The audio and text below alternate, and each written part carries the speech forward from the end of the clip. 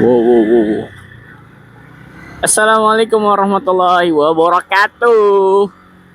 Aduh, gue udah lama banget gak ngevlog nih, udah berapa bulan ya? Udah 6 bulan setengah. Wih, ini cecem, cecem. Wish.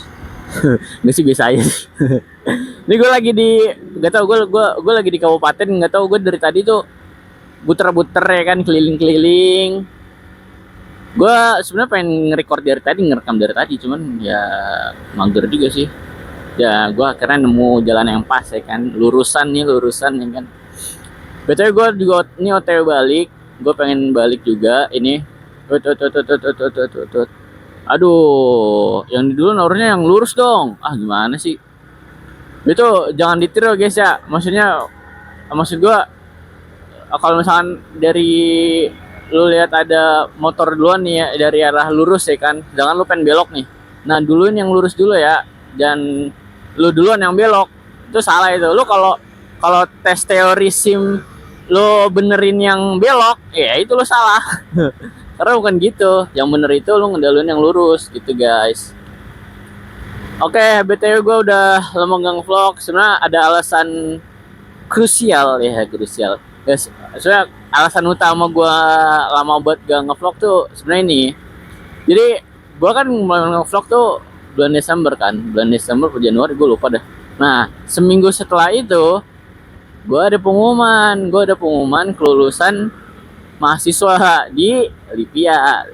Ya kalau bagi yang nggak tahu, Lipia tuh pusat ilmu bahasa Arab gitu dah. Dia cabangnya di Indonesia. Nah, pusatnya itu di Arab Saudi, di Riyadh tepatnya. Nah, gue diterima nih, ya kan. Terus gue kaget dong pas waktu gue diterima kan. Kaget, alhamdulillah juga sih sebenarnya. Gue kaget karena, aduh, kok bisa? Cuman, alhamdulillah sih. Ya, semua itu karena usaha juga, karena ikhtiar, karena doa-doa segala macem. Alhamdulillah. Nah, gue Lipia-nya itu Lipia Aceh guys. Jadi tuh Lipia itu banyak cabangnya gitu. Jadi kampus gue nih banyak cabangnya gitu. Ada di Jakarta, Surabaya, Medan, Aceh. Nah, gue diterima yang di Aceh. Nah, makanya pas gue diterima di Aceh, oh itu gue seneng sih. Cuman gue juga mikirin, aduh, orang-orang yang kayak gitu tuh usahain sabar gitu, sabar ya kan, sabar. Lu pengen belok, dahuluin dulu yang lurus. Aduh. Nah, jadi gua kaget juga sih. Gue diterima di Aceh nih kata gue. Tapi alhamdulillah juga. Nah, gue tuh mikirin, kalau gue diterima di Aceh, gue bakal ngevlog lagi nggak ya? Aduh, ini pasti gue pause nih, pause apa? Pause ngevlog nih. Gue istirahat ngevlog dulu nih ya kan. Jadi terus juga buat kalian-kalian yang follow IG gue pasti ya tau lah, gue di Aceh, gue kuliah di Aceh. Gue sebenarnya lebih lebih sering on di IG sih dibanding di YouTube atau di mana. Di TikTok juga gue aktif, cuman gue pakai akun yang satunya. Nah, jadi ya gitu, gue jadi di Aceh, gue diterima di Aceh. Terus ya udah, pas pas di hari gue diterima itu, besoknya hari itu juga gue langsung dipesenin tiket sama orang tua gue langsung dipesenin tiket buat hari Jumat. Iya, Jumat, inget banget gue, itu gue berangkat hari Jumat aja. Gue langsung dipesenin tiket. Jadi pengumuman tuh hari Rabu, dan hari Rabu itu juga gue langsung dipesenin tiket. Dan pas dipesenin tiket, ya udah, gue langsung packing, siap-siap dokumen segala macam buat ke Aceh. Dan hari Jumatnya gue berangkat ke Aceh.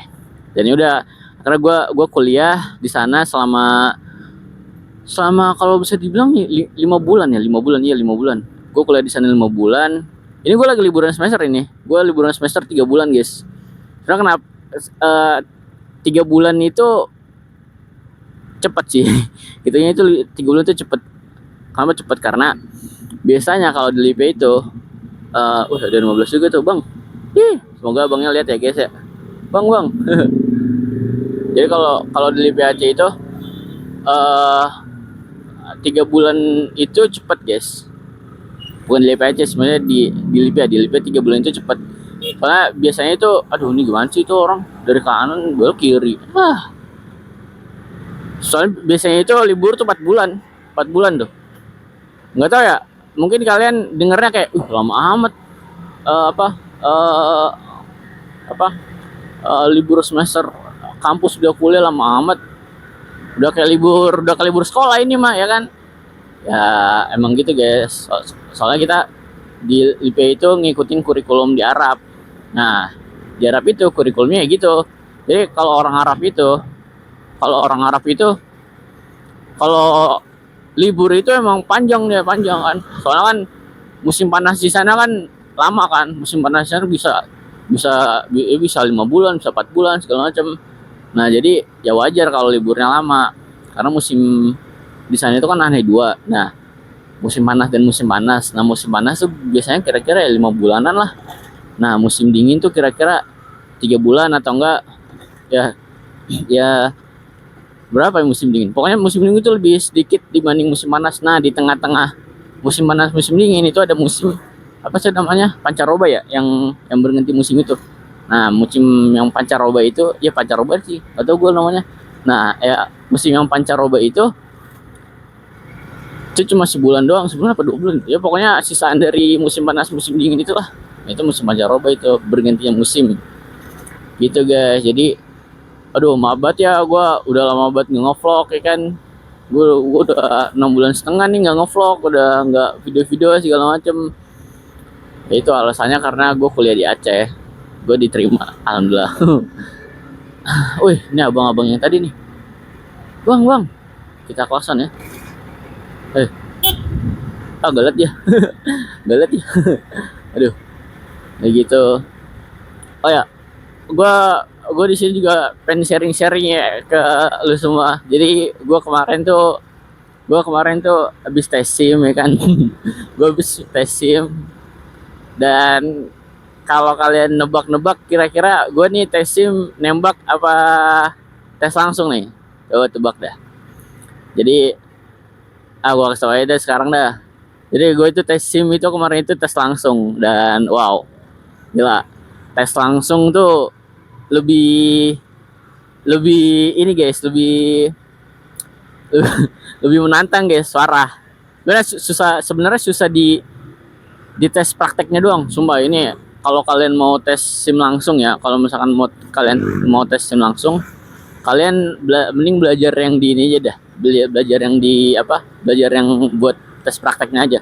Soalnya kemarin gue pas waktu tes SIM itu, yang tes langsung ya tes langsung tuh yang susahnya tuh di itu doang, di tes praktek. Lu bayangin, dari 12 orang yang tes praktek itu, dari 12 orang yang tes praktek, yang diterima cuma 5 orang doang termasuk gua.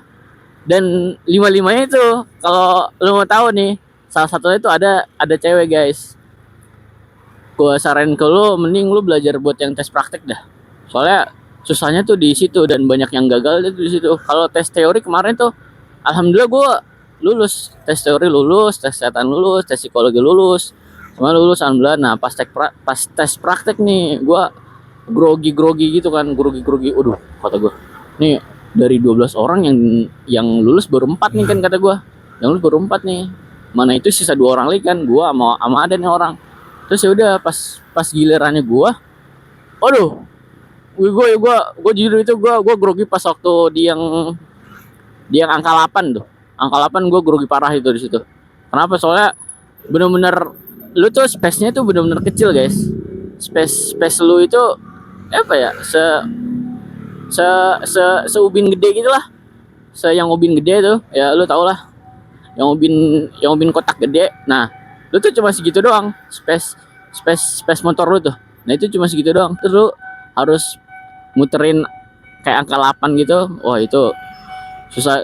Susahnya sih di situ tuh, susah banget jujur. Kalau buat tes teori alhamdulillah gampang, tes psikologi juga alhamdulillah gampang, tes kesehatan juga gampang. Lo paling cuma disuruh apa nah? Lo paling cuma disuruh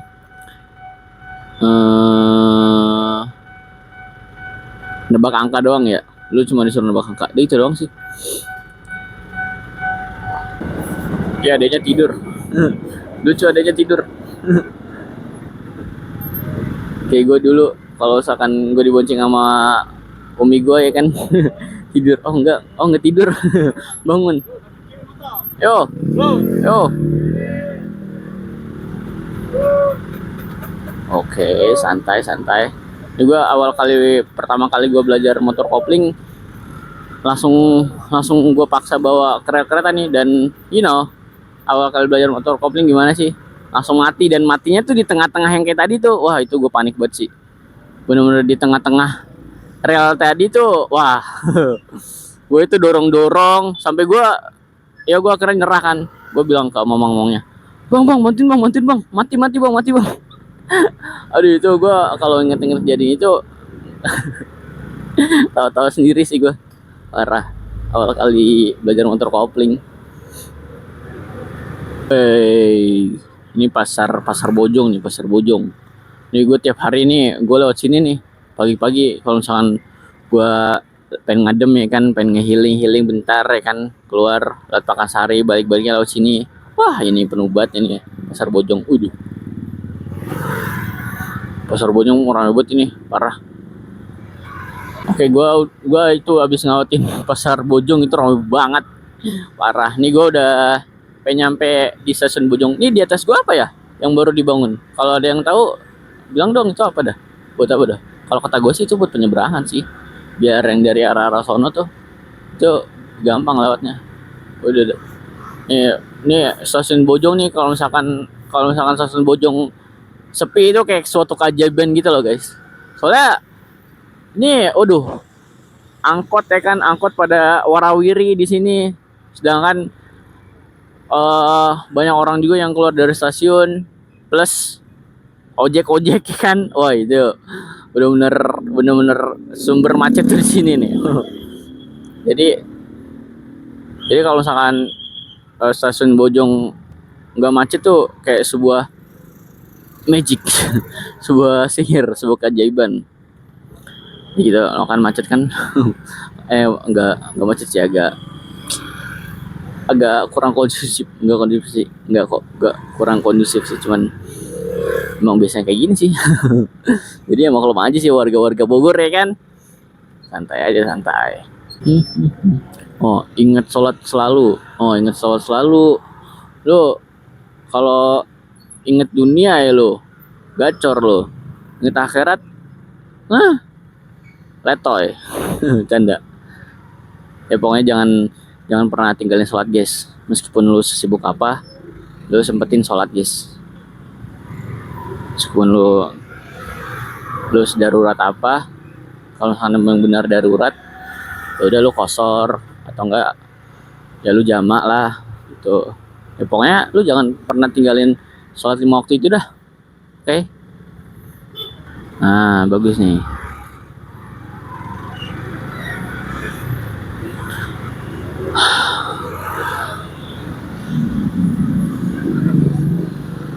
Oke, so jadi gue pengen sharing kita sharing di sini tentang pengalaman gue di Aceh selama 5 bulan ke belakang.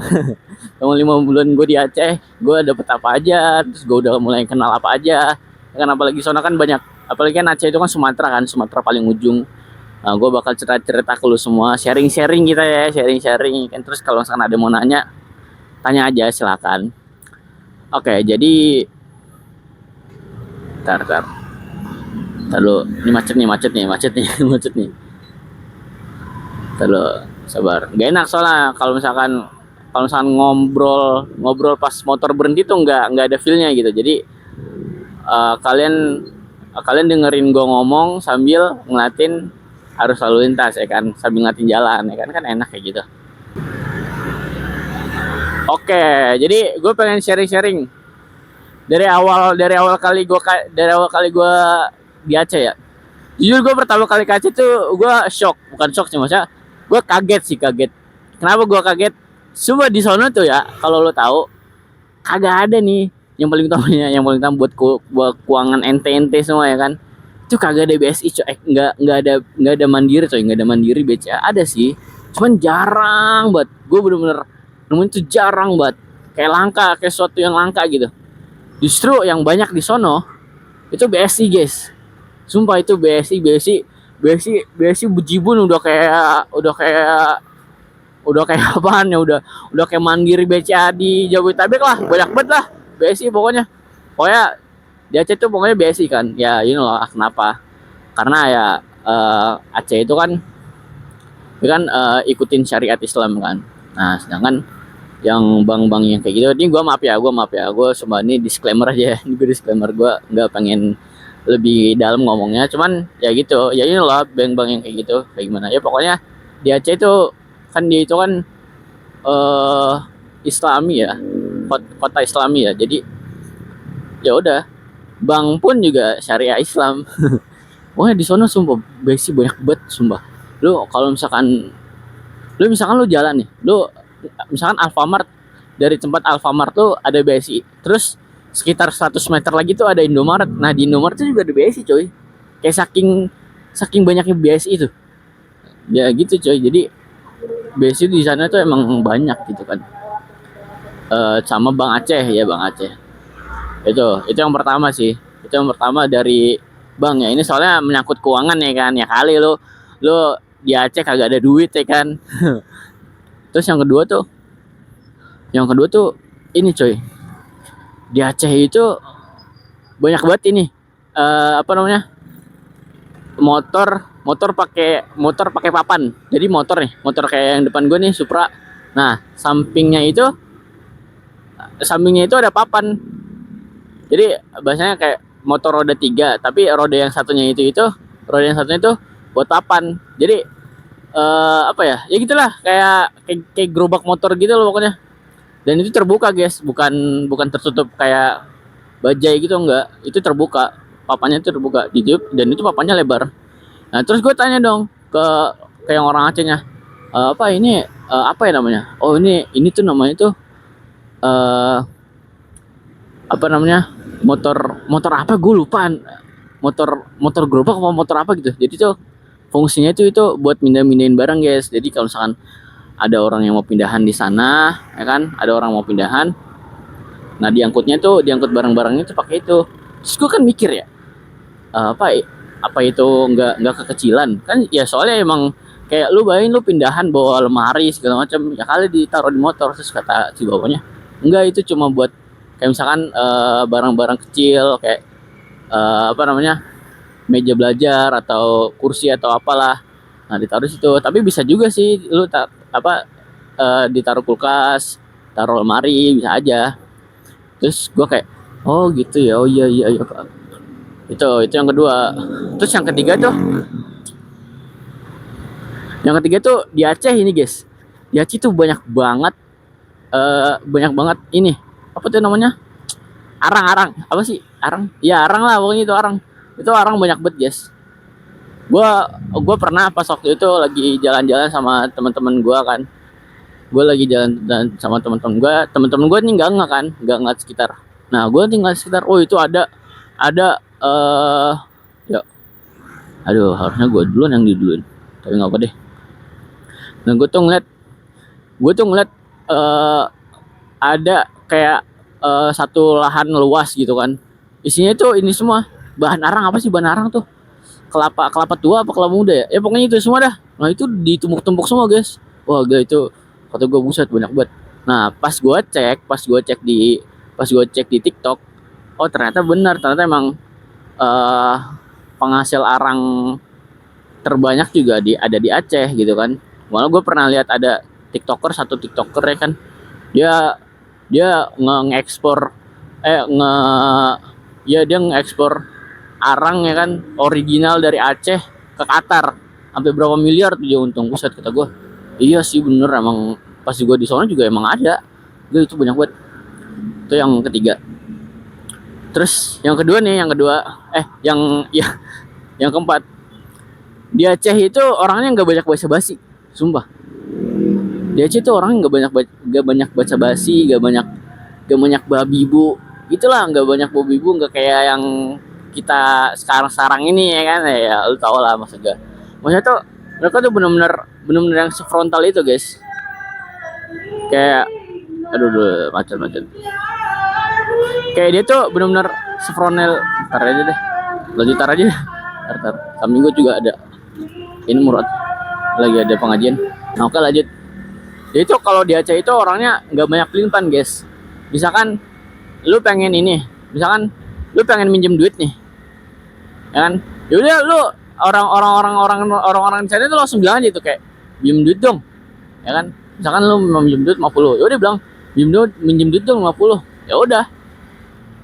Dan mereka nggak malu-malu, nggak kayak di kita ya kan. Kan kita kan kalau misalkan kita mau minjem duit nih, misalkan 100.000 atau 50.000 ya kan, pasti itu kita di ini dulu, di apa, dijajanin ya kan, dienakin dulu istilahnya, dikasih enak dulu ya kan, jajanin ini itu, diajak ngobrol segala macam, yang tadinya lu kayak nggak temen gitu kan, tiba-tiba dia kayak so akrab gitu sama lu, ujung-ujungnya emang ada perlunya doang gitu kan. Kan kalau di sini kan emang gitu kan. Nah kalau di sana tuh enggak guys, di sana tuh bener-bener langsung frontal aja gitu ngomong. Terus kalau misalkan kita nggak ada gitu kan, aduh nggak ada, ya udah mereka pergi gitu, ya udah. Emang sesimpel itu gitu. Terus gue pas waktu di sana, pas gue tahu orang-orang Aceh itu apa nggak suka basa-basi, gue kayak gila, ini mah bertolak belakang sama gue yang suka basa-basi ya kan. Kata gue.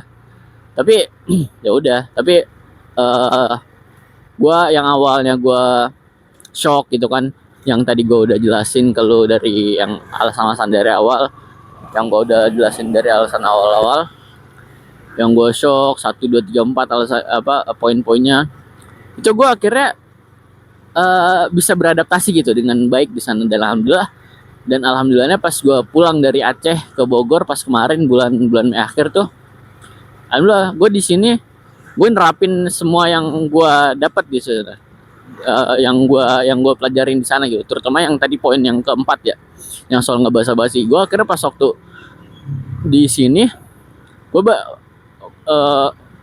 nerapin itu, dan gue nggak dan udah ngurangin basa-basi itu guys. Misalkan gue mau nongkrong sama temen gue nih, nongkrong nggak, terus temen gue bilang aduh nggak dulu, terus ya udah gue bilang oh ya udah oke. Nggak kayak gini, terus lu makin panjangin chat ya kan, makin panjangin ngobrol. Enggak, gue kalau misalkan teman gue bilang iya, oke iya, bilang enggak ya udah enggak, gue langsung tinggalin gitu guys. Enggak, ya pokoknya enggak kayak dulu lah, nggak kayak dulu gue yang banyak basa-basi gitu lah. Jadi gitu guys. Dan itu juga sebenarnya bukan orang Aceh doang sih sebenarnya, itu orang Sumatera kayak gitu. Aduh maaf nih ya kalau sana ada orang Sumatera yang nonton video ini, maaf nih ya. Tapi emang gitu nggak sih, kayak orang Sumatera tuh emang frontal itu nggak sih orang-orangnya, ya kan? Gue di Aceh, gue banyak teman dari Padang, dari Aceh juga ada, dari Medan juga ada. Mereka orangnya ya kayak gitu semua. Apa kau ya gitu. Logat-logatnya gitu guys. Ya pokoknya itu aja sih sharing gue sekarang ya kan. Semoga lu ngedengerin dari awal ya, soalnya emang gue tuh sukanya ngobrol sendiri kan. Nah gue tuh pengen ada yang dengerin gitu. Nah semoga lu dari awal denger ya kan, curhatan omongan nggak berbobot gue ini. Ya pokoknya gitu dah. Pokoknya makasih buat lu yang udah dengerin ya kan, udah dengerin ocehan gue dari awal. Kalau misalkan lu dengerin, makasih lu udah dengerin ocehan gue dari awal. Gue masih banyak yang pengen gue omongin tentang Aceh, tentang seminggu ini ya kan, tentang sejak gue balik dari Aceh. Masih banyak yang pengen gue omongin sebenarnya, cuman aduh waktunya nggak cukup guys. Bukan waktunya sih, masa videonya nggak cukup guys. Gue juga pengen istirahat ya kan. Paling ntar lagi lah, next vlog lah ya kan, next video gue bakal sharing lagi tentang apa yang gue dapetin ya kan. Pokoknya makasih banyak buat lu yang udah dengerin gue ngobrol kan dari awal sampai akhir. Kalau ngebosen ya, sorry ya kalau gue ngebosenin. Ya pokoknya sehat selalu buat keluarga lu semua. Saya selalu buat semuanya. Ingat, dia selalu jas hujan. Karena di Indonesia itu, apalagi di Bogor, musim hujan bukan musim hujan doang sih, tiap hari juga hujan. Pokoknya jaga kesehatan semua, jaga-jaga kesehatan, keluarga juga dijaga, pacar juga jaga. Ya udah, sekian dari gua. Assalamualaikum warahmatullahi wabarakatuh.